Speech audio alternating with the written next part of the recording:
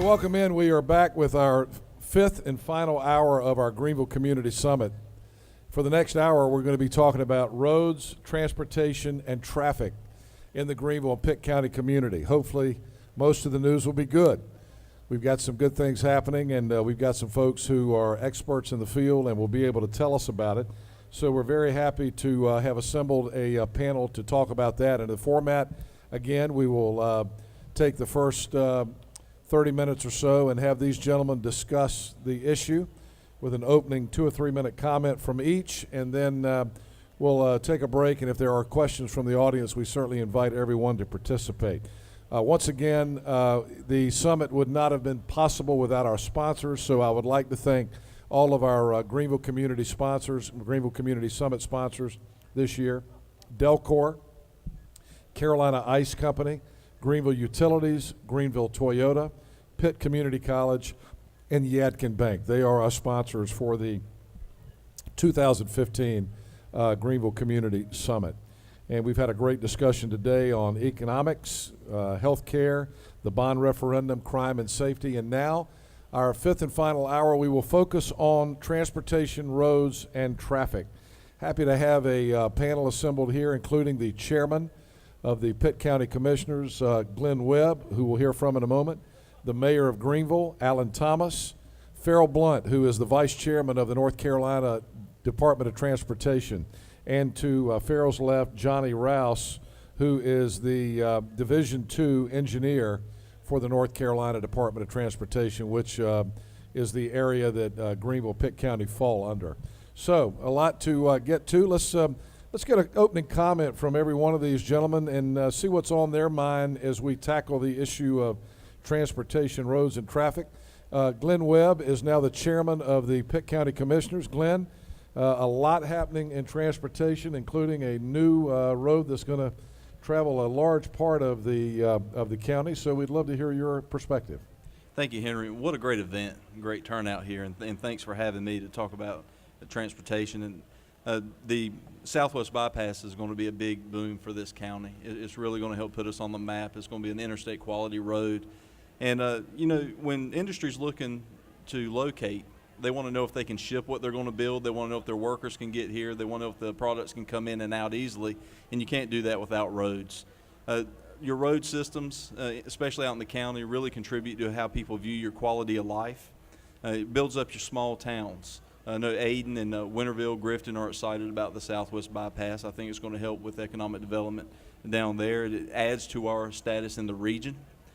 And we have a good working relationship with the state DOT, with the city of Greenville, and our other municipalities, Ayden, Grifton, Winterville, down in my area, to really help build the entire county, not just one section of it. And that's really where roads and transportation comes in. It's really the cornerstone for economic development in my mind. Thank you, Glenn. Next to Glenn is the mayor of Greenville, Alan Thomas. Alan, we had a great discussion today on the bond referendum, so that's kind of part of what's happening with roads and traffic in Greenville. And, of course, we've been talking about the economy and other things as well. So what are your thoughts about where we are now in terms of traffic and roads in Greenville? Well, first of all, I appreciate Chairman Webb's comments and how it all interconnectivity between the municipalities across this county as well as all the county roads, and we can't do this without the partnership that we have. We have an MPO organization, the Metropolitan Planning Organization, which I'm the chair of, which is underneath the umbrella of DOT, and Mayor Tripp is here from Ayden. Mayor Tripp, glad to have you here. He's the vice chair of the MPO, and that is a very important function. We all work together and deal with the providing input from our portion of the region on how state DOT funds are divvied out. The city has kind of a dual purpose. We have over 700 miles of road in the city of Greenville, which we are responsible for, which we receive POW bill money back from the state. Whenever you pump your gas, a portion of that makes that back, trickles back to eastern North Carolina and makes it to our roads. So we get a portion of that, which is supposed to be dedicated towards our roads and our road infrastructure and those supporting pieces. Now, over 200 miles of our roads, and John Rouse can correct me on that if possible, but are managed by the state DOT that actually run through the city of Greenville. That's Greenville Boulevard and Memorial and Charles, many of the major thoroughfares. We partner with the state of North Carolina. They fund those roads. but we do work together as a close partnership. And infrastructure for me is a key point of emphasis. As Commissioner Webb, Chairman Webb mentioned, it's a big part of economic development. It's a part of creating a strong infrastructure which will bring jobs and growth and opportunity.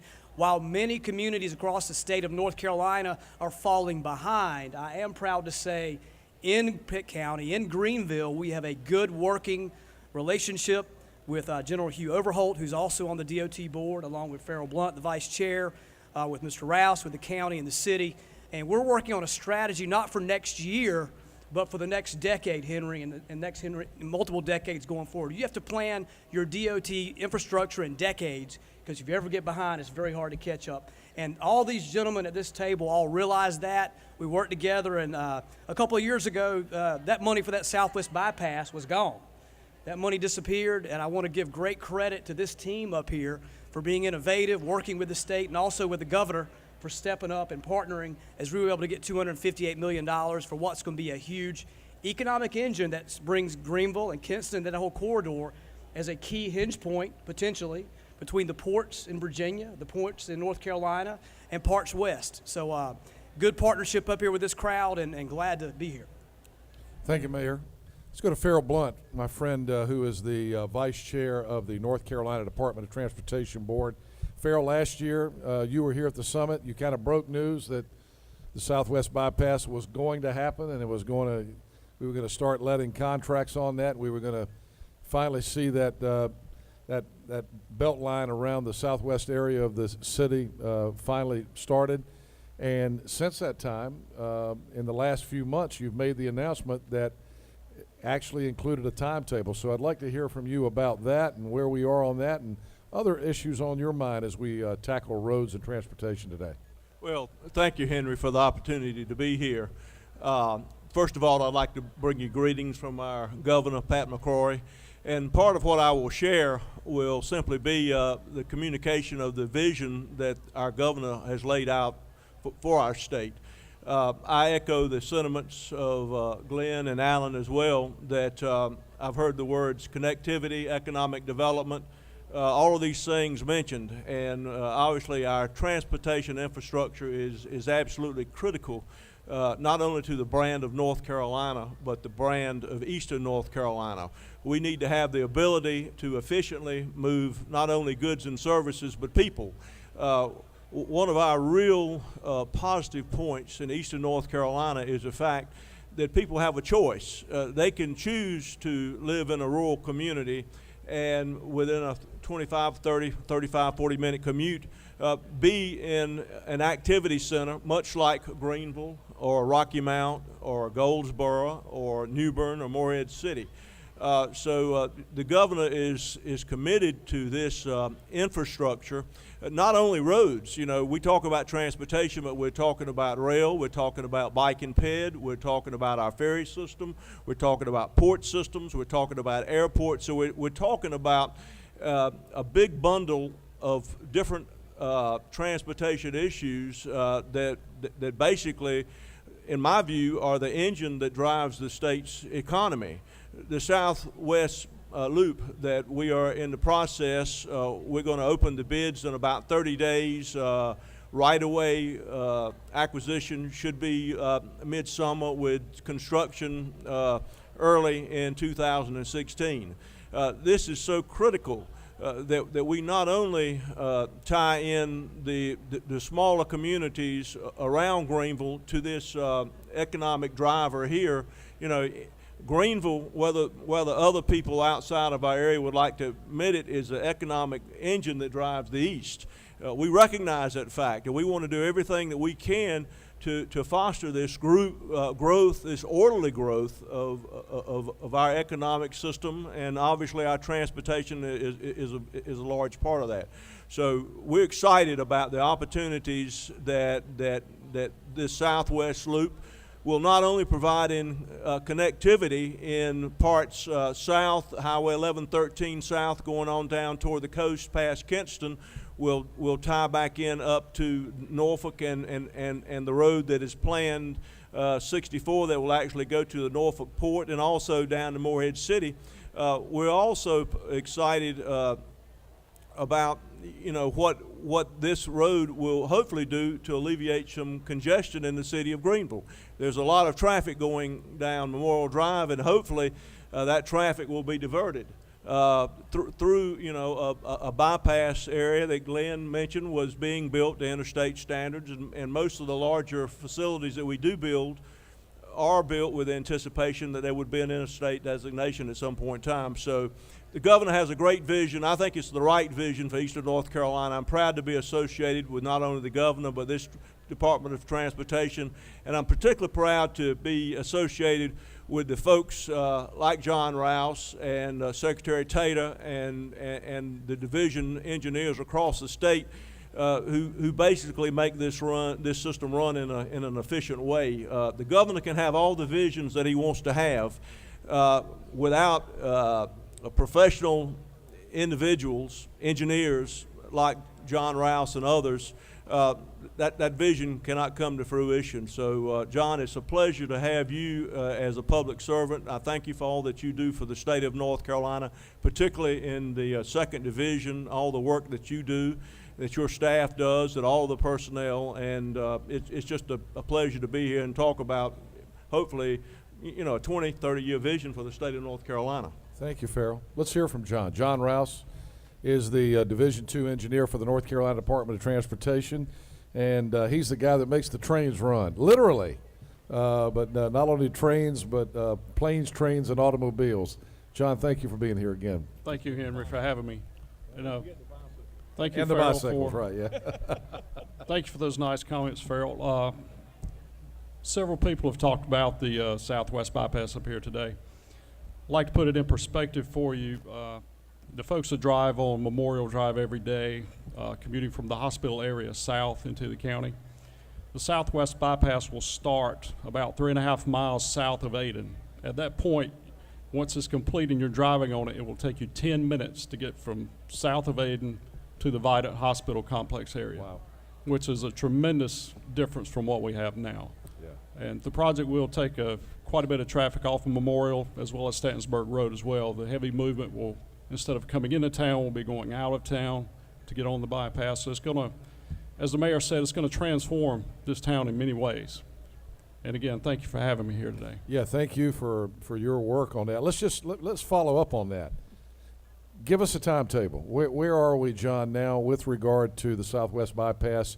When do you, Farrell said, expected to be starting to let the bids in 3 months or so. We're seeing ads from attorneys that popping up in Greenville saying, you know, let me represent you against the state, that kind of thing.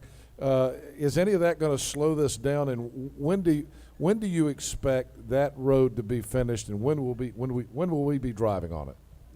The ads that you speak of are commonplace now on our larger projects. We see that a lot.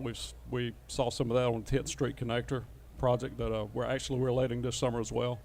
We should be opening bids on the project in the next few weeks. Again, the timetable Farrell gave you, the right-of-way acquisition will be the first part of the project that starts. We have to have the right-of-way first. It's a design-build project, so the right-of-way acquisition, design, and everything will be going on concurrently, which speeds up the process tremendously.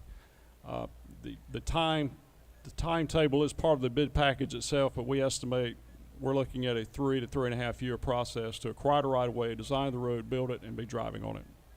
So then we're thinking about 2018. 2018. We think that we'll be driving on that new highway in 2018. Yes, sir, we will. All right, while you got the microphone, let me hold you to another deadline. Last year we talked a lot about the 10th Street Connector, which is going to really transform the center city and is badly needed. It'll, of course, connect the Vidant Medical Complex to the university. What's the latest on that, and what progress is being made? We see the pathway being cut now and the right-of-way being obtained, but where are we on that, and when do you think that'll be finished? The right-of-way acquisition for the project has been completed. We've had some delays with utility relocations, but a lot of those have been completed as well. One interesting aspect of that 10th Street Connector project, the drainage system underneath the road, that's buried underneath the road, is quite intricate, and it has to tie into the existing drainage system network that the city has as well. So we've had some design issues with that. We want to make sure we get this right. We want to make sure we put something in the ground, something that's that we can build with the minimal impact of traffic, because we have to build this project and maintain traffic through that area. So what we're looking at is opening bids on that project in July or August of this year. So it'll be let this summer. So we're not Is far that from that as well. Is that a 3-year project also, or a 2, or? We're looking at about 1.5 to 2 years on that project. Okay. It's not nearly So as maybe big. we may see the 10th Street connector completed by 2017, maybe. being able Yes, sir. to- Okay. All right, we got him pinned down. We got him on tape. All right. Let me go to the mayor. Mayor, what's the 10th Street connector going to do for Greenville? Well, it's going to be a major collector for us. It's going to, right now, when you come in the city of Greenville, a lot of times, folks, we have wayfinding signs for a number of reasons. Number one is they look classy, but also it kind of keeps you from getting lost when you come in on Stansburg, come in on 264. This will be a transformational type project, I feel, for our entryway into the city of Greenville and how we connect. So we call these economic nodes within the city. We have a medical district node, and we have the uptown district node of development. What this does is create a limited access, direct connect from our medical node to the university and kind of that uptown district node, which is extremely important for the future growth of this city. Now, I talk to developers and companies weekly about Greenville, and one of the main things they ask about is, are we investing in our infrastructure? Are we investing in our roads? And they also are very interested in the Southwest Bypass and also this 10th Street connector. There is a real pent-up demand, I feel, once we have this major allocation. If you add those together, John Rouse, that's probably over 300 million, close to 300 million in road development. A lot of cities would be very envious of that we're going to have in this city with state-related projects here in the next 2.5 to 3 years. And the 10th Street connector, it cannot be overstated how important that is, better connecting sections of our city and creating new economic opportunity across Greenville. Let me go back to Farrell Blunt from the Department of Transportation. Farrell, one of the other things that we've talked about, I've heard the mayor talk about this, I think we talked about it some last year at the summit, is giving Greenville interstate access. And of course, we talked this morning about economic development, about the possibility of an auto manufacturer coming to eastern North Carolina. They want roads, they want good roads, and they want interstate access in a lot of cases. What's the latest on that? What do we have to do to get 264 designated as an interstate?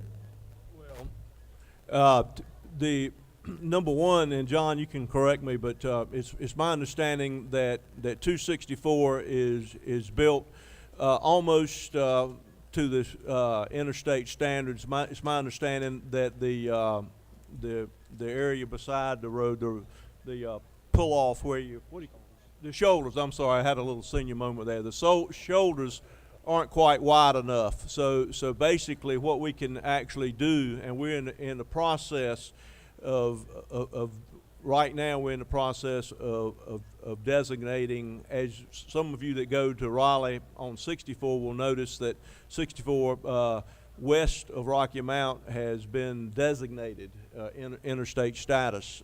We're in the process of doing that, of basically just putting the marker out there that it's our intention to upgrade these roads to interstate status. And just as soon as we can get this is actual federal legislation. Congressman Jones and others are helping us get this done, and it's our intention to 264 to follow on in the same in the same way. So it would be my goal is to begin that process for 264 within probably the next 12 to 18 months. Chairman Webb, what does that mean to the county? Have you got any thoughts about what would happen? We talked this morning about economic development, what we've got to do, where we've got to go to diversify our economy here and make Greenville and Pitt County go to a new level. So is this one of the things that we need? Absolutely. And when I got elected in 2010, the mayor got elected right after me. It's something we've discussed since we've both come into office. Interstates mean life. They mean you're on the map. When I took office in 2010, we weren't even on the Department of Commerce's map to show interstate road. We're on the DOT map, not the Commerce map, which is what most industry looks at. So we fought to get on there. And so in such a short amount of time to go from just getting on the map to plans to expand and designate as a future interstate, it means a lot for the county, and especially just talking about the Southwest Bypass, to touch on that, it means that when people locate here, our major employers, the hospital, DSM, the university, if you live in the southern part of the county, they're not that easy to get to.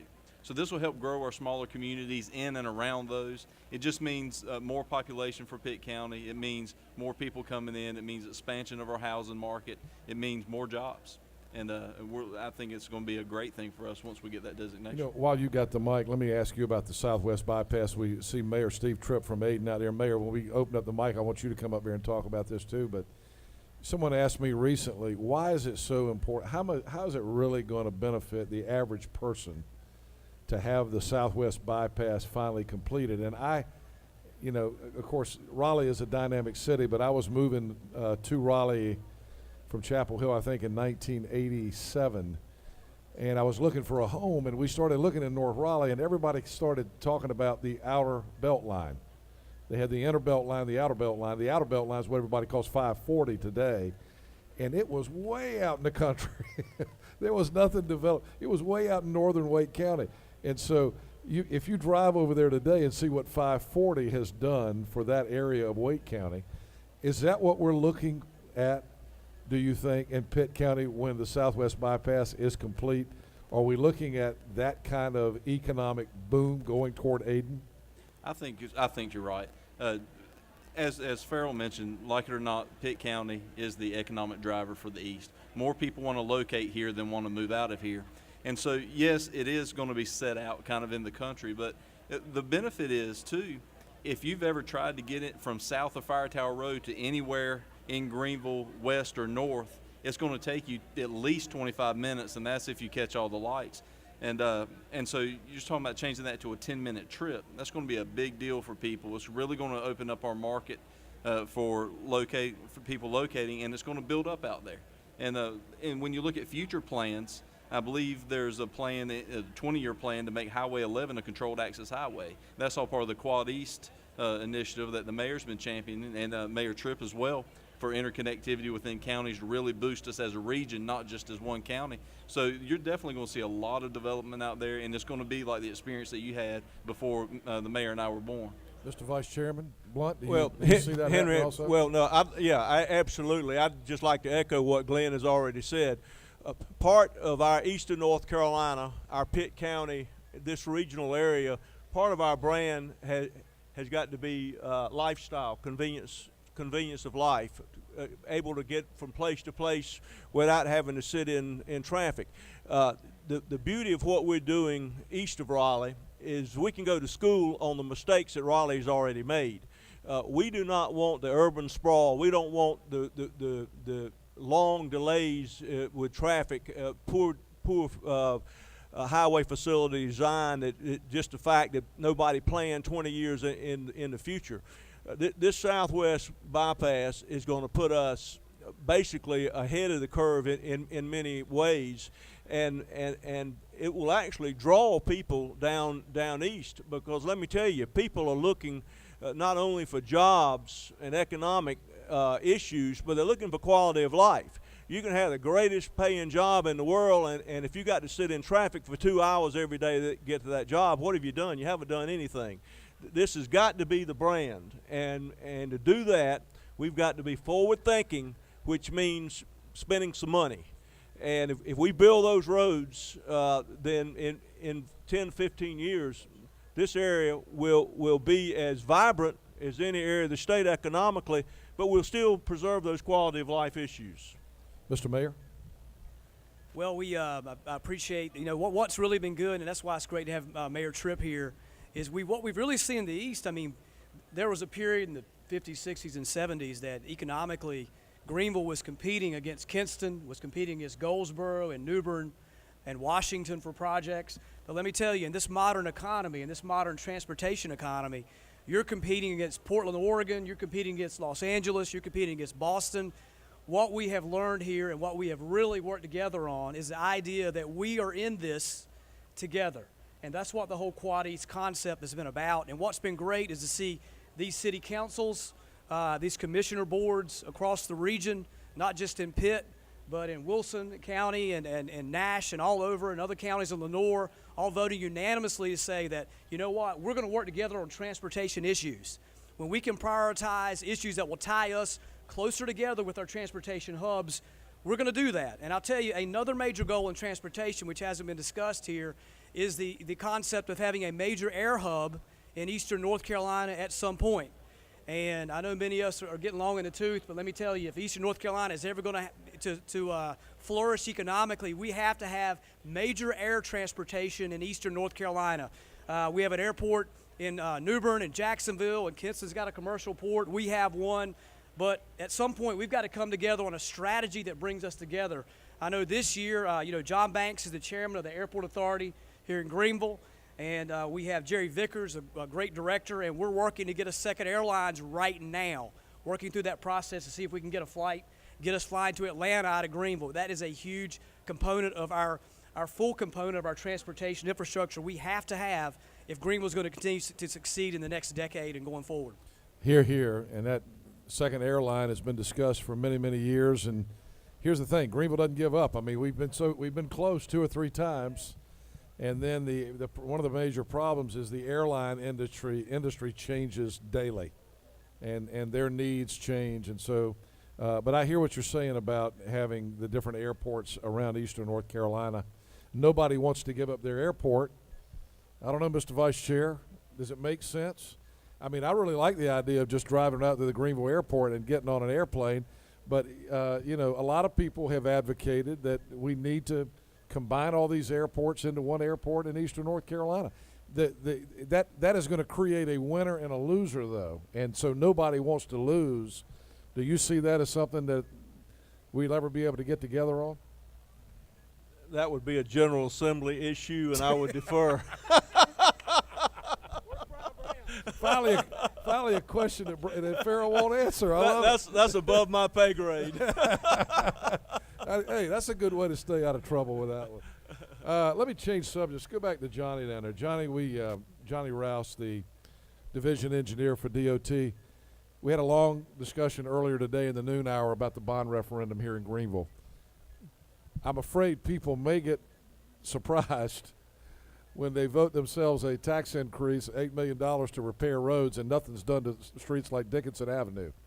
Because there are some of the major thoroughfares in Greenville Boulevard, Memorial Drive, Dickinson Avenue, to name 3 of them. There are probably others that really belong to the state, but they're in really bad disrepair.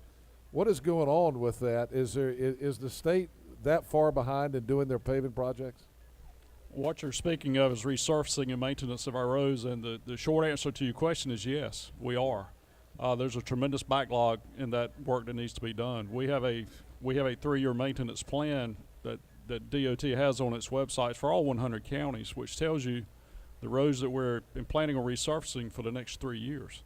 And I've already spoken to several people while I've been here earlier to grab me by the arm and say, hey, I live on such and such street. It's kind of in bad shape. When are y'all going to get around to paving it? I hear that every day. I'm sure, There is, the fact of the matter is there's not enough maintenance funds out there to do that type of work. I hear you. There's not enough money to go around to do to do all the things that we need. All right, let's do a quick break. We're going to take a little bit of a break here. Let these gentlemen get a breather, and we'll come back. And when we do, we'd love to hear questions from you. We're talking about transportation, roads, and traffic in Greenville and Pitt County on this session. And we would love to hear from you. If you'd like to come to the microphone, we certainly would welcome you to do that, and we'll do that after we take a time out. This is our 5th and final session of the Greenville Community Summit, and we appreciate everyone being involved, and we appreciate our sponsors, Yadkin Bank, Pitt Community College, Greenville Toyota, Greenville Utilities, Carolina Ice Company, and Delcor, all who have sponsored this and made it possible for us to have this community discussion today. We will be back with more right after this.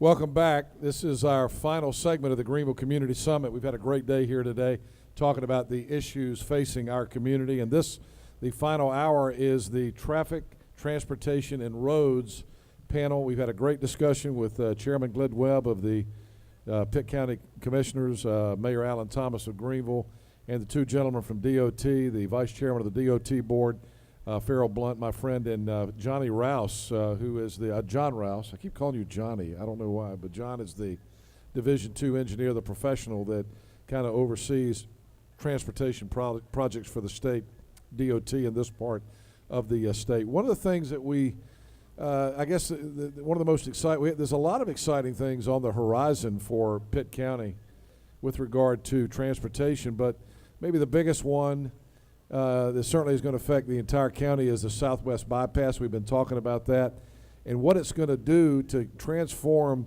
the livability of our community, not only in terms of getting around the community, particularly the southwest area of the city and from Vida out to beyond Ayden, but also what it's going to do for us economically. And the mayor of Ayden here in the audience with us, Mayor Steve Tripp. And Mayor, I'm glad you're there because you can probably speak to the expectations on that and thank these two guys for all their hard work to get that Southwest Bypass going, because it's probably going to transform Ayden, wouldn't you say? Yes, it will transform Ayden. But first of all, I do want to say thank you to Vice Chair Blunt, what he's done, and the governor. They do have a vision, and the vision is economic growth, and roads and infrastructure, transportation is crucial in that. And I say we got a governor who understands that, so thank you for that. John Rouse and his leadership. I also want to thank Mayor Thomas and Commissioner Webb for what they did. To help you understand it, 2 years ago, Mayor Thomas was very clear that the money was gone. I mean, there was no Southwest Bypass loop to be built. You know, this project has been on the map for over 30 years, and a lot of people have put a lot of work in getting to this point. You know, you take Mayor Parrott and you take board member Marvin Blunt. They worked hard to put the footprint down. Took a lot of time, a lot of controversy, get that footprint down. So that footprint's been down for almost 6 years. But 2 years ago, the money was gone, and thanks to the vice chair and the mayor, they worked hard. I mean, they lots of meetings to get the money where it's at. And so without them, I promise you the Southwest Bypass loop wouldn't be built. Ayden's going to grow. I mean, we're going to be connected to a major city, Greenville. You know, the traffic at Moore Drive is horrible. You know, I travel back and forth from Ayden to Greenville to my job. It takes me 30 to 45 minutes to get to the hospital. I work at the surgery center. Now, with the new bypass, I'll be at the surgery center in 10 minutes. Ayden has planned for this growth. We have intently, strategically put down sewer for over 800 new homes can be built. Our commercial area on the Southwest Bypass Loop is right there. We have put our sewer down. In fact, we have developers now in Ayden looking to expand the shopping center at Food Line to add 2 more businesses right now. And so just the announcement itself has brought growth. And just can you imagine when the highway's put down what it's going to do? You know, it's a partnership. The mayor was right. You know, it's a regionalization. We have finally in East North Carolina under their leadership and the vice chair's leadership had realized that to grow East North Carolina, it's a region. And we can compete with the people in Chapel Hill and Durham. The Quad East can compete with the Piedmont. Once we get together and understand the value, what goes on in Greenville, I'm so excited for their growth, the Uptown, the medical district. It's going to mean great jobs for people who live in Ayden also, and it's the quality of life. The Vice Chair Blunt understands about the quality of life, so we say thank you for that. Is Ayden ready to become the Cary of the East? That's probably where you're getting ready to be. Yes, and we are, but we have done it in a way that keep our small town flavor. You know, we're one of the best small towns in America to raise a family. With a 5,000 population, we're 10 to 15,000. We will not lose that flavor or that character. That to Ayden is crucial to us, and the way we develop and the way we plan is going to maintain that. It's about the quality of life, and that's what we want. Thank you, Mr. Mayor. Appreciate that. Farrell, pull that mic back up here. I do think that he makes a great point, and I know that these two guys to my right have lobbied really hard to get that Southwest Bypass back on the what they call the TIP plan, the transportation plan. But it didn't hurt to have the vice chairman of the Department of Transportation board be an old Pitt County boy. It didn't hurt at all. So we appreciate all that you've done on that. But you know, there's a lot of other things in the works. I know you work very closely with the mayor, with the governor on all transportation issues, but he was here in Greenville 8-9 months ago announcing a 25-year transportation plan that could result, we've been talking about the Greenville bond referendum. We could be looking at a bond for the state of North Carolina transportation package in November as well. Why should the people in eastern North Carolina support that? Well, Henry, we definitely have a vision, and we can see where Pitt County, the Quad East concept, needs to be in 5, 10, 15, 20 years.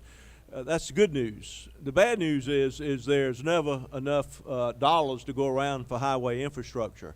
The state of North Carolina drastically needs to take a serious look at adopting some kind of a bonding financial mechanism that will give us some more money so that we can go ahead and build some additional roads. One of the sayings in the highway business is the best way to make a project cost 15 or 20% more is wait 2 or 3 years. Cost of building roads and acquiring that right of way, that cost is going up day to day. We're also facing an issue where our actual gas tax revenue is actually going down. Somebody said, well, why is it going down? Well, you think about the car that you're driving today, and you think about the car that you were driving 10 or 15 years ago, and we're talking about vehicles that used to get, maybe 10 miles to the gallon. Now we're talking about 20, 25, 30 miles to the gallon. We're also talking about vehicles that don't buy gas at all. Our revenue, probably 75% of our state highway revenue comes from the gas tax and obviously other sources, but the majority of that comes from gas tax.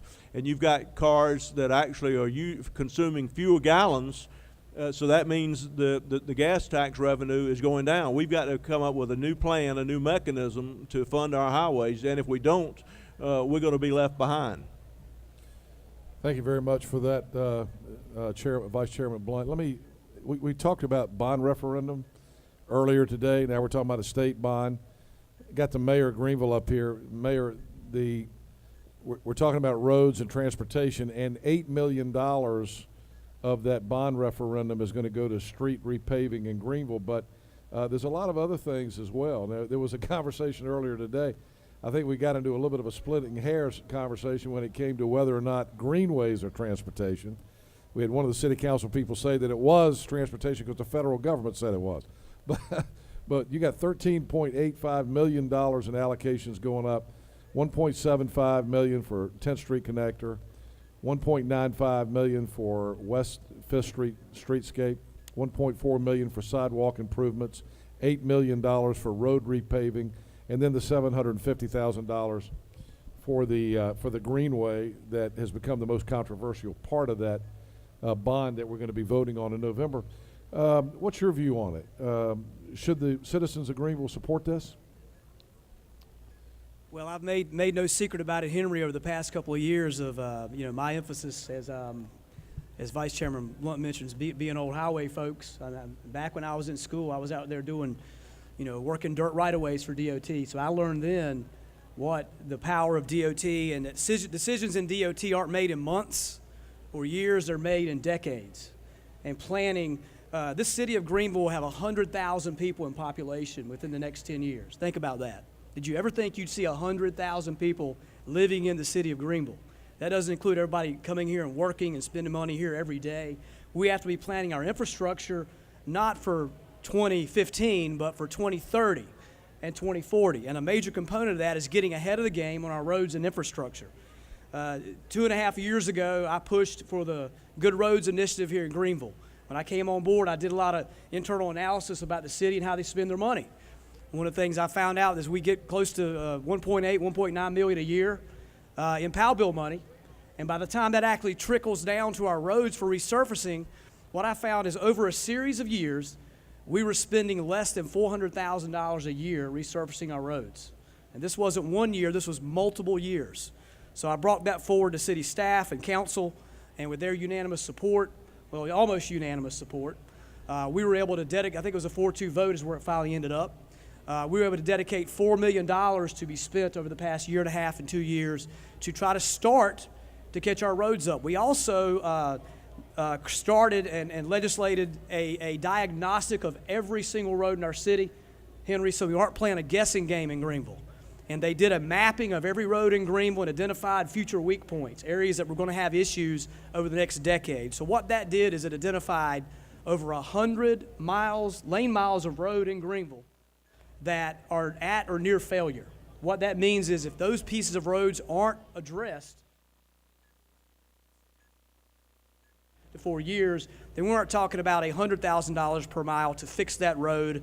We're talking about $1 million potentially per mile to fix that road that you could be saddled with.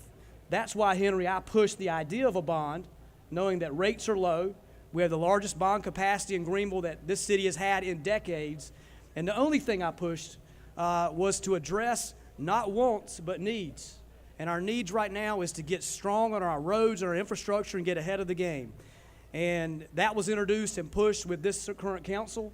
And I asked Kevin Mulligan after the diagnostic of this whole city, what do we need to do? He said, we need $10 million, Mayor, to repair this 100 miles of roads and get ahead of the game. So we're building for 2020 and 2030 and 40 in this city. What resulted after the Bond Advisory Committee and after council was a reduction in that initial money that I pleaded hard for, the $10 million to get our roads straight, and also some redirection of money with some other projects that maybe have certain districts in mind. And I do understand how that works, but it doesn't have to work that way in Greenville, North Carolina. What we can do in Greenville, North Carolina as citizens is tell folks that we have a priority. My opinion on the bond is that while there are many good elements that we all would like to see, there's a lot of things I would love to see, Glenn Webb, and I know you would too in the county, but do you have the fiscal responsibility and restraint to know what to do with the taxpayer's dollar? That is what we are tasked to do with this as city council members and as mayor. Use common sense. Right now, the most imperative thing we need to do is get our roads fixed, Henry, and that's the thing that I support. I still feel, although there was a vote of council last month, that with the citizens' input, you should get a chance to input. You shouldn't be asked after the fact just to show up and vote. Your input should be now. Let's get a bond that we can pass, that everybody can support. Maybe that there's some adjustments in this bond, or maybe we separate the question. You know, there's never been a bond in Greenville where we ask citizens to pay tax money directly to that bond. You know, there hasn't been a bond where we didn't have separate questions in the bond. So my thing is, if I'm just as much for greenways, I'm just as much for other major projects as anything. We have a commitment to DOT for this 10th Street connector, which I'm 100% for. But my commitment, Henry, is about roads and roads only. I think our mayor just came out against the bond referendum, but I'm not quite sure. We'll see where it ends up. We'll see what the bond referendum looks like in the next month and a half. Well, let's flesh it out, because I think, you know, your comments are going to get a lot of attention, obviously, and we hope to make news with this summit. I think you just did. But I will say this. One of the things that we talked about in the 12 o'clock hour today was separating the greenway out from the road projects. Is that something that you feel should be done? I've asked from the beginning, why can't the voters vote on these things individually? Of course, the logical answer for that, the real reason for that, is because if you can't pass these other things if you don't pass the thing that people really want. But again, that's what you see in Congress a lot of times that really frustrates people. Why not allow the citizens to vote individually on these things? Would you join me in advocating for that? It's ironic that you said that, because one of the arguments was, well, this is how legislation is done in Raleigh and Washington, D.C., and I think we should be sending the lesson to Raleigh. We should be sending the lesson to D.C. on how to get things done, not the other way around. I don't like the idea of tacking on elements which they know may have a difficult chance of passing. I think these elements should be able to be viewed on their own merits, and the citizens' agreement should be able to vote on them on their own merits. And you know that's what I endorse, Henry. Greenways are a key component, and walkways and trails for quality of life are extremely important. In Ayden, they're important in Greenville, they're important in Simpson and Grimes and all across the county, and we support that. Nobody supports that more than Greenville. Nobody's put more money into it. But as you mentioned in the earlier bond discussion, the Fed, and I spoke to the deputy director today, Kevin Monroe, with the USDOT, and I'm out looking for the USDOT bond money right now to maybe be able to build these greenways. So the citizens of Greenville have ever spent on a greenway was $200,000, a greenway section, period. And what I want to do is go back to the feds and see if we can reach back and find a way to partner on that federal component. The idea of spending $2 million on a greenway section would be 2 to 3 times more than we spent on our entire greenway. Again, common sense, smart fiscal policy. We have 2 sections of greenways which haven't even been built yet in the city, which I completely endorse. Let's go get those things built. Let's be smart with your tax dollars, and let's go partner with the private sector and also with the federal government and get this done right. Let me just confirm what I think you just said, and then we got to wrap this session up. But Greenville's never spent more than $200,000 on a greenway. Most of that money, I think Kevin Mulligan said this morning that 90% of that money had come from outside of Greenville, outside, it was either federal or state money. And now the voters are being asked to vote for a $750,000 greenway for which they will pay 100% via a tax increase. Is that fair and plainly Correct. put? And the original motion was for $2 million. We were fortunately able to talk for 3 hours and whittle that down. But you can't build a greenway for $750,000. That's going to be $750,000. It's going to be sitting there that will be taxed on, but will not be drawn out of the bond. Now, imagine how many streets and roads I could pave for $750,000 and get you to work every day, get your kids to school. Those are the kind of priorities that we talk about. And I have no problem with letting these different elements. I think we should have separate bonds and let them stand on their own merit. But that discussion is still being had, and in May we're going to have to solidify exactly what we're going to do in Greenville. All right, well, we're going to end on that note. Breaking news here from the mayor. We appreciate your honesty. And we should say that the city council passed this unanimously, but you didn't have a vote. And so you're not changing your tune in any way. This is something that you said from the beginning. So that's a different voice that I think will be heard now. And then the city council's got to decide to either change the way they're presenting this for vote or put it up for vote and have run the risk of losing the street resurfacing money on these other projects. So I will add one point to that. well, we got like 30 seconds, so add it fast. All right. Arlington Boulevard, according to my director of public works, if we don't get that failure elements on Arlington fixed within the next year and a half to 2 years, it will be a 2-lane road from Hooker Road to Greenville Boulevard. That tells you the implements that we need to move forward with our roads now and get ahead. Thank you, Mayor. Thanks also to Chairman Glenn Webb of the Pitt County Commissioners, to Farrell Blunt, the Vice Chairman of the NCDOT, and to John Rouse, the Division Engineer. Let's give them a round of applause. Thank you for their input and your honesty. A special thanks to the Greenville Chamber of Commerce for their partnership on the Greenville Community Summit. And once again, a special thanks to our sponsors, Yadkin Bank, Pitt Community College. I'm in the end of the 5th hour. Greenville Toyota, Greenville Utilities, Carolina Ice Company, and Delcor. Thank you all very much. And this will be airing on radio and television in the coming days. Have a great day, everybody.